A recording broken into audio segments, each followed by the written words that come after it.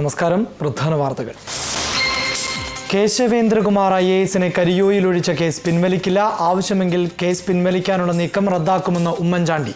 കേരളത്തിന് railway zone അനുവദിക്കാനാകില്ലെന്ന് കേന്ദ്രമന്ത്രി അറിയിച്ചതായും ഉമ്മൻചാണ്ടി. രാജ്യാന്തര വിപണിയിൽ ക്രൂഡ് ഓയിൽ വില വീണ്ടും ഇടിഞ്ഞു. ബാരലിന് $45, വില 6 വർഷത്തിനിടയിലെ ഏറ്റവും താഴ്ന്ന നിലയിൽ. ഉൽപാദനം കുറയ്ക്കാത്തതിൽ ഒപെക് രാഷ്ട്രങ്ങൾക്കിടയിൽ ഭിന്നത. പാചകവാതക വിതരണം എസ്മയുടെ പരിധിയിൽപ്പെടുത്തുന്നതിൽ തീരുമാനം അറിയിക്കാൻ സർക്കാരിന് ഹൈക്കോടതിയുടെ നിർദ്ദേശം.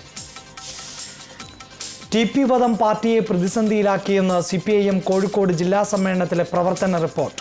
എറണാകുളത്ത് ക്രിസ്റ്റി ഫെർണാണ്ടസിന്റെ തോൽവിക്ക് പിന്നിൽ വിഭാഗീയതയെന്ന ജില്ലാ സമ്മേളനത്തിൽ വിമർശനം. വിഭാഗീയത തുടരുന്നുവെന്ന് പ്രവർത്തന റിപ്പോർട്ട്. ഇന്ത്യക്കെതിരായി തീവ്രവാദ നീക്കത്തെ പാകിസ്ഥാൻ പ്രോത്സാഹിപ്പിക്കുന്നുവെന്ന് കരസേനാ മേധാവി ദൽബീർ സിംഗ് സുഹാഗ്. അതിർത്തിയിൽ വെല്ലുവിളികൾ ശക്തമെന്നും സുഹാഗ്. ഇന്ത്യ പാക് സമാധാന ചർച്ചയെ പ്രോത്സാഹിപ്പിക്കുമെന്ന് അമേരിക്ക. ഭീകരരെ സഹായിക്കുന്നതാരെന്ന് എല്ലാവർക്കും അറിയാമെന്ന് പാകിസ്ഥാന്റെ ആരോപണത്തിന് ഇന്ത്യയുടെ മറുപടി.